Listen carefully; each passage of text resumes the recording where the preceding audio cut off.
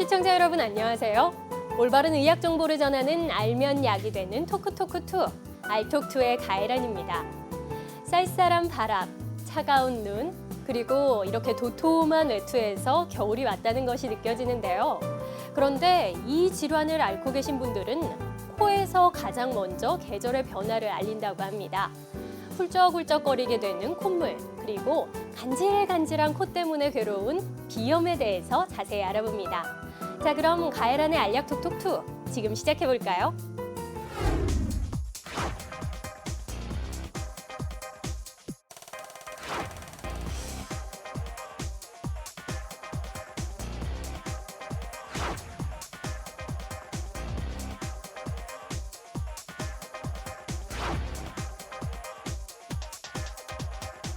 그런데 요즘같이 찬바람 불 때, 그리고 계절 바뀔 때 비염 환자가 늘어난다 이런 이야기 많이 하는데 그런 여러 가지 이유 때문에 그런 그 콧물 환자가 증가하게 됩니다. 는 밥을 먹을 때 콧물이 줄줄 나온다. 크게 그거는 두 가지의 원인 때문에 그런데요. 맑은 콧물보다 누런 콧물이 더 위험하다. 진행돼가지고 축농증이 나는 비염은 치료를 받으면 금방 나을 수 있다, 없다.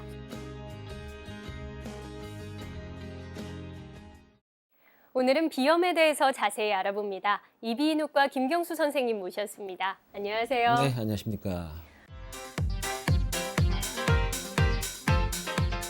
네, 우선 저도 벌써 감기 기운이 있고 원래도 좀 알레르기성 비염이 있는데요.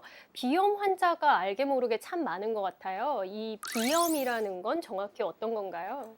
그 제일 쉬운 말로 코 안에 있는 모든 염증을 저희가 일컫는 말인데요. 그렇게 설명드리면 좀 어려우실 것 같고, 그러니까 우리가 이제 흔히 말하는 코막힘, 콧물, 재채기 그런 모든 코에 대한 증상을 일으키는 것이 일차적으로 코에 있는 염증입니다. 그걸 우리가 이제 비염이라고 부르게 됩니다. 그런데 요즘같이 찬바람 불 때, 그리고 계절 바뀔 때 비염 환자가 늘어난다 이런 이야기 많이 하는데 실제로 찬바람의 영향을 받는 건가요? 예, 사람이 생리적으로 이런 찬바람, 특히 아주 습도가 낮은 그런 공기에 노출되게 되면은 그걸 보상하기 위해서 이제 코가 자꾸 이제 콧물이 나오고 또 막히게 되고요. 또한 이런 시기에 감기에도 많이 걸립니다. 그래서 그런 감기도 문제가 되고, 또 하나가 또 이 꽃가루 같은 알레르기 비염이 또 이 시절에도 증가하거든요. 그런 여러 가지 이유 때문에 그런 그 콧물 환자가 증가하게 됩니다. 그런 걸 보면 이 알레르기도 하나의 중요한 원인이 아닐까 싶은데 이 알레르기를 비롯해서 비염이 생기는 원인은 어떤 것들인가요? 먼저 비염이 어떤 것이 있는가를 먼저 말씀드리겠습니다. 우리가 흔히 비염이라고 하면 이제 급성 비염, 만성 비염, 또 이제 코 안이 작아지는 그런 위축성 비염, 크게 세 가지로 구분하고요. 급성에 이제 우리가 감기 같은 그런 그 감염성 비염을 또 구분할 수가 있고, 일반적으로 이제 우리가 흔히 말하는 알레르기 비염 같은 것은 다 만성 비염에 속합니다. 또한 그 알레르기 비염과 비슷하지만 증상은 똑같은데 원인이 다릅니다. 그런 비알레르기 비염, 크게 그런 것들이 포함되게 됩니다. 이 위축성 비염이라는 건 코 속이 갑자기 좁아진다고 하셨는데 원래 있던 콧구멍이 작아지는 건가요? 콧구멍이 아니라 코 안에 있는 구조물들이 더 이제 작아지게 됩니다. 그러니까 원래 비염이라는 것은 모든 것이 붓는 병인데 그런 비염 중에서 특이하게 안에 있는 구조물이 오히려 더 작아집니다. 그런 것도 하나의 비염으로 보기 때문에 하나의 그 다른 분류로 하고 있습니다. 그래도 뭐 급성이든 만성이든 저 같은 경우에는 지금 감기에 알레르기성 비염이 있으니까 급성과 만성을 모두 앓고 있는 건데 결국 증상은 좀 비슷한 것 같아요. 이 비염의 대표적인 증상들이 있는 건가요?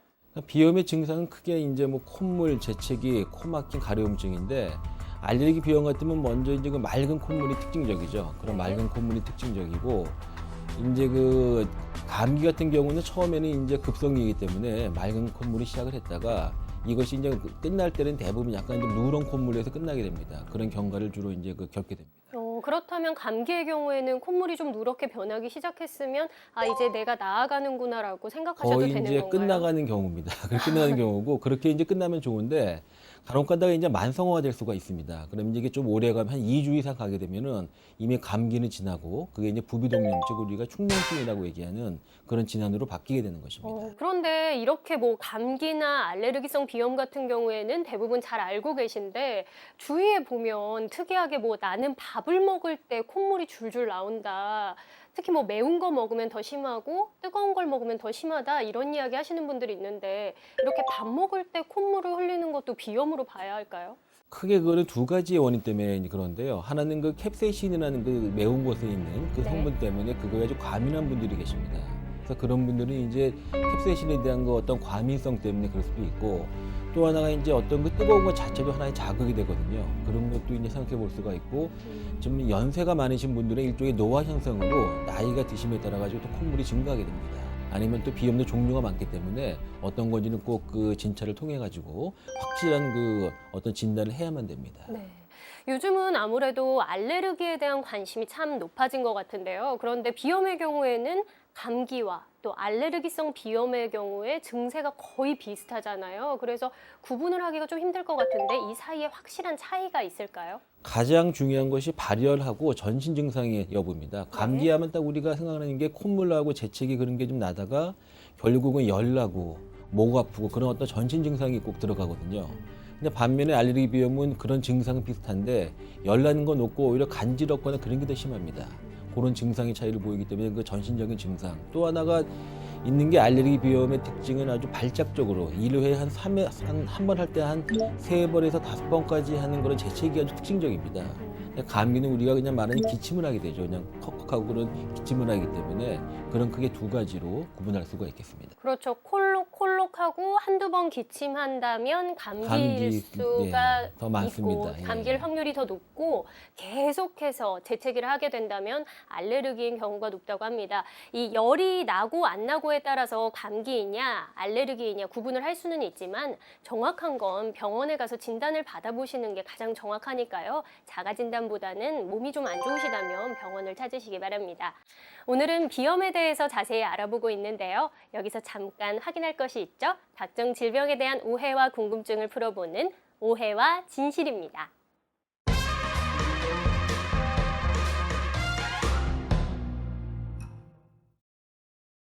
네, 오늘의 오해와 진실은 두 가지입니다. 그 첫 번째, 맑은 콧물보다 누런 콧물이 더 위험하다. 정말로 그런가요?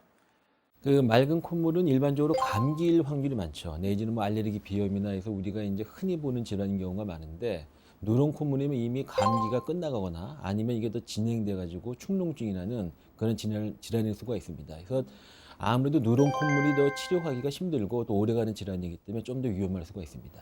감기 끝에 누런 콧물이 잠깐 나온다면 그건 괜찮지만 네. 장기간 지속된다면 축농증일 수 있기 때문에 좀 신경을 쓰셔야 신경을 되는 더 쓰셔야 거군요. 됩니다. 네, 그렇습니다. 자, 그럼 두 번째. 비염이 없던 멀쩡한 사람에게 갑자기 비염이 생길 수 있다. 저 그랬거든요. 이게 진짜 가능한 건가요? 우리가 말하는 알레르기 비염이 보통 이제 그 학동기의 아이들이 제일 많이 생깁니다. 한 80% 이상이 주로 이제 소아 아이들에 생기는데 한 20% 정도는 어른도 생깁니다. 그렇기 때문에 어른이 갑자기 생긴다고 해도 그게 이상한 건 아니고요. 생기는 나이가 들어서 생긴다고 보시는 게 제일 정확할 것 같습니다. 이게 원래 어릴 때부터 쭉 있었던 경우도 있지만 중간에 생길 수도 있는 거기 때문에 갑자기 이상하다라고 여기실 건 아닌 거군요. 예. 네, 오늘은 알레르기 비염을 비롯해서 다양한 비염에 대해서 이야기 나눠보고 있는데요. 우리 몸을 건강하게 하는 알약 튼튼 보고 올까요?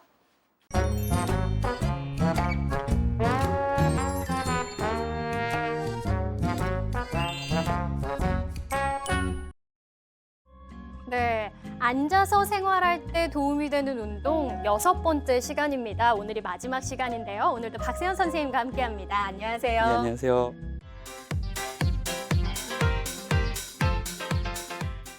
네, 어떻게 하다 보니까 이게 시리즈처럼 네. 매일매일 앉아서 어떤 운동이 도움이 되는지 네. 편하게 할 수 있는 운동을 배우고 있는데요. 네. 오늘은 어떤 운동인가요? 네, 오늘은 오래 앉아 있으면 이제 허리나 둔부 쪽에 통증이 있으신 분들이 되게 많으세요. 이제 허리나 엉덩이예요? 예, 맞습니다. 근데 그때 하는 운동 방법이라고 보시면 되겠습니다. 이 앉아 있다 보면은 허리가 뻐근하고 뭐 찌뿌둥하고 엉덩이도 정말 배긴다고 하죠. 찌릿찌릿 아파오는 경우 많은데요. 그때 도움이 되는 운동 지금부터 배워봅니다. 자, 운동 배워볼까요? 예, 오늘 배울 운동은요, 하체에 대한 운동인데요. 사자로 자리를 한번 만들어 보시겠습니다. 본인이 보기에 사자가 되게 예, 맞습니다. 이 상태에서 한 손은 무릎을 쭉 누르시고요. 한 손은 발목을 잡으신 다음에 쭉 한번 아래로 눌러보실게요. 그렇죠. 그 상태에서 10초 동안 정지하시는데 이러한 동작을 각 다리마다 7회씩 반복해서 14번 정도 반복하시면 되겠습니다. 왜 우리 사무실에 있다 보면 몸이 찌뿌드드해서 다리를 꼬게 되는 경우 많잖아요. 다리 꼬는 대신에 이 운동 한 번씩 해주시면 도움이 되지 않을까 싶은데요. 바른 자세 함께 해볼까요?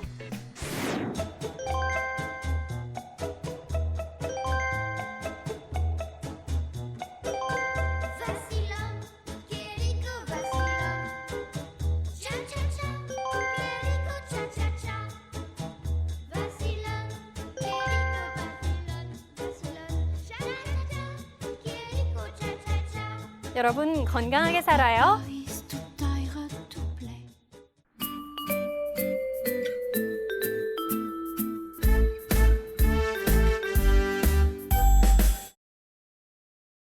네, 계속해서 비염에 대해서 이야기 나눠봅니다. 이 비염하면 우선 코가 답답하고 콧물 나는 게 가장 힘든 부분이거든요. 그래서 그런지 뭐 인터넷이나 여러 가지 뭐 책도 있고 사람들 사이에 가장 많이 이야기가 나오는 것이 콧물 빼는 방법. 또 혹은 콧물을 빼주는 병원 뭐 이렇게 해서 이야기들 하는데 실제로 이 막힌 코를 뚫어주고 콧물을 빼내주는 게 비염 치료에 효과적인가요? 거꾸로 가장 불편한 증상이 사실은 콧물보다는 코 막힘입니다. 그러니까 네. 우리가 이제 그 맑은 콧물 그런 게 나올 때 그냥 휴지로 풀면 되죠. 그냥 풀면 제일 간단하게 해결이 되는데 문제가 이제 코가 막히면서 안에 아주 끈적끈적한 콧물이 있는 게 그러니까 그 제일 힘듭니다. 그렇죠. 답답하고. 예, 잘 때도 잠을 못 자요. 계속 코 막히고 하니까. 그럴 때는 일단 코를 좀 뚫어줘야 됩니다. 그러니까 코가 좀 뚫어야지 안에 끈적거리는 게 빠져나오거든요. 그럴 때는 그 집에서 아무래도 나오진 않기 때문에 약을 좀 쓰시거나 아니면 가까운 그 병원에 가셔갖고 과연 코에 있는 걸 제거해 주는 게 그런 수면이나 여러 가지 측면에서 더 도움이 됩니다. 네. 또 제 주위에 보니까 코를 세척해주는 분들도 있더라고요. 그러면 코 막힘이 좀 해결이 된다고 도움이 실제로 될까요? 예, 그래서 먼저는 코를 안에 뚫어 주셔야 됩니다. 일단 코가 어느 정도 뚫린 상태에서 그 생리식염수 같은 것을 이용해서 세척하게 되면 안에 있는 더러운 물질들, 즉 뭐 더럽다는 표현은 좀 애매하지만 안에 있는 막혀있는. 그 콧물 같은 것이 다 빠져나오기 때문에 그런 분비물이나 그런 걸 다 제거해 주는 게 더 도움이 됩니다. 네, 자꾸 콧물이 나고 코가 막히고 재채기를 해서 답답하고 힘들기 때문에 뭐 콧물 빼는 방법도 민간요법으로도 다양하게 알려져 있고 또 실천해 볼 만큼 관심은 높지만 또 누구나 겪는 일이기 때문에 병원에 잘 가지 않게 되는 게 이 비염이 아닌가 싶은데요. 이렇게 방치하다 보면은 어떻게 악화될 수 있을까요?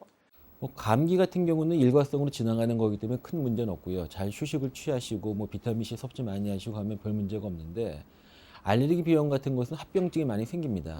예, 일단 정상적인 코의 경우에는 그 화면에 보시는 것처럼 아주 그 선홍색의 우리가 핑크 컬러라고 하는 그런 컬러의 그 점막이 보이고 별로 콧물은 없는 그런 양상을 보입니다.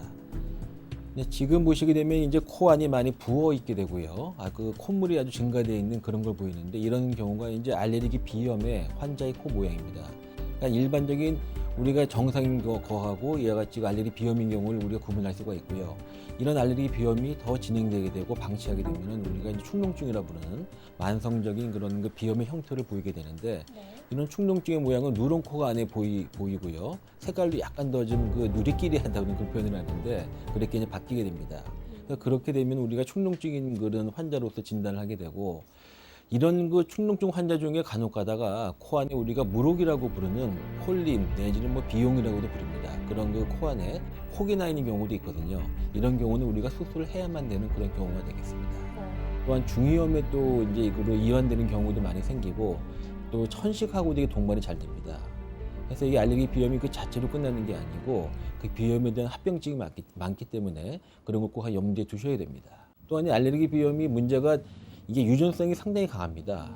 2세의 건강을 위해서도 꼭 정확히 아시는 게 더 도움이 됩니다. 네, 콧물, 코막힘, 재채기 불편하다고만 생각하지 마시고요. 더 악화될 수도 있으니까 미리미리 치료 받으셔야겠습니다. 그런데 이 치료를 받으실 때요. 뭐 어디에 가면은 그냥 약을 쓰면 된다. 뭐 어디에 가면은 세척만 잘해줘도 된다. 혹은 수술을 해야 된다. 이야기가 분분한데 어떤 게 맞는 건가요? 일반적인 비염은 약물로 다 치료를 합니다. 그 감기 같은 경우는 좀 푹 쉬시고 비타민 섭취를 이제 늘리고 하면 많이 좋아지게 되고요. 알레르기 비염인 경우는 이 항원, 즉 공기 중에 떠다니는 원인 때문에 생기는 질환이기 때문에 그 원인 자체를 좀 이렇게 적게라도 해주는 게 좋습니다. 근데 가장 문제가 집에서 키우는 사실 그 반려동물이 문제입니다. 개나 고양이 알러지가 있으면 그걸 좀 피해줘야 되는데 그게 또 반려동물이라 어려운 점은 있거든요. 그렇죠. 피할 수가 없죠. 같이 사니까. 그러니까 이제 그런 거는 좀 고려를 해주셔야 되고 그 외에는 이제 약물 치료를 주로 하게 됩니다. 그러니까 콧물을 줄이거나 이제 코를 좀 뚫어주거나 그런 약물 쓰게 되고 코 안에 뿌리는 그 비강분무 스테로이드 그런 약을 써서 치료를 해주게 되고요. 근데 그런 알레르기 병 같은 게 이제 오래되게 되면은 이제 그 충농증으로 바뀌게 되거든요. 그럴 경우에는 이제 약으로 안 되는 경우는 수술이 필요하고 이제 또 우리가 또 사진에서 보는 것처럼 나오는 것들이 이제 그 코 안이 휘어 있는 비중격 망곡증이라는 질환이 있게 됩니다. 이렇게 코 안이 휘어 있는 비중격 망곡증은 그 안에 해부학적인 구조의 문제가 있기 때문에 그것도 바로 잡아줘야 되고 이런 알레르기 비염이나 다른 질환들도 코 안에 살이 붙는다는 비율성 비염이라는 게 또 있거든요. 코 안에 살이 탱탱하게 부어가지고 코 바람이 잘 안 들어갑니다. 그럴 때에도 우리가 수술이 필요하게 됩니다. 아까 뭐 이렇게 뿌리는 스프레이 타입 스테로이드 제제를 사용한다고 말씀해 주셨는데 이 스테로이드 성분이 들어있다고 하면은 좀 걱정을 많이 하시거든요. 직접 이렇게 뿌리면 더 위험하지 않을까요? 그 코에 뿌리는 게 전신적으로 흡수화되는 걸 우리가 생체 이용률이라고 보는데 그게 1% 미만입니다. 그래서 거의 뭐 전신적으로 흡수가 안 되기 때문에 하루에 한 번이나 뭐 2번 뿌리시는 것 갖고는 큰 문제가 전혀 되지 않습니다. 너무 그리고 자주만 뿌리시지 않고 예. 적당량만 뿌리시면 문제되진 않는다는 예, 거죠? 뭐 몇 년 동안 뿌려도 별 문제가 없다는 보고도 있기 때문에 크게 그건 걱정 안 하셔도 될 것 같습니다. 네. 기존에 만성 비염이 없었던 분들도 그리고 만성 비염이 있는 분들은 더 힘든 게 이 추워지는 겨울이잖아요. 이 겨울을 좀 코가 편안하게 나실 수 있도록 한 말씀 해주시죠. 가능하면 습도를 조절하는 게 제일 좋습니다. 그러니까 요새 가습기에 대한 얘기가 많이 나오는데 젖은 빨래라도 좀 많이 좀 걸어 놓으셔가지고 습도가 좀 유지가 되는 게 훨씬 편하시고요. 밖에 나가실 때는 가능하면 마스크를 쓰고 나가시는 게 훨씬 더 좋습니다. 네. 예. 오늘은 비염에 대해서 자세한 이야기 나눠봤는데요. 아직 끝나지 않았죠? 한 줄로 요약해보는 톡톡 처방입니다.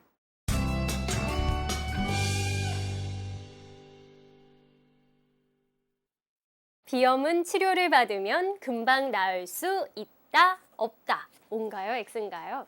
예, 정답은 O입니다. 네. 일반적인 급성 비염인 경우에는 이 약물 치료나 여러 가지 치료를 금방 좋아지게 되고요. 하나는 문제점은 아까 말씀드린 만성 비염이 문제인데 그것도 꾸준하게 원인 치료를 하게 되면 많이 좋아지게 됩니다. 네, 콧물, 코막힘, 재채기 흔히 겪는 일이라고 방치만 하지 마시고요. 금방 치료할 수 있으니까요. 적극적으로 치료하시기 바랍니다. 대한의사협회와 함께하는 알약톡톡 오늘은 여기까지고요. 다음 주에 뵙겠습니다. 대장고잉 같은 경우가 그래서 그럴 선생님 잠시만요. 이것만 있어요. 끝나고 바로 가겠습니다. 제가 써봤던 약이 저기에 2개가 다 나란히 있네요. 알러지가 있으시면 나도렉스하고 저 2개 다 써봤는데 아바미스하고 다 쓰신 거는 오늘 편집자 되게 좋겠는데 선생님이 정말 요약 정리해서 말씀해 주셔가지고 그림 넣으시려고 이분 좀 해방되는 방법 없을까요? 잠깐만요. 네. 갑자기 해방되는 방법이 그게 되겠어. 어떻게 하면 좀 이번 겨울은 좀 덜하게 지내갈 수 있을까요? 다시 한 번만 질문할게요.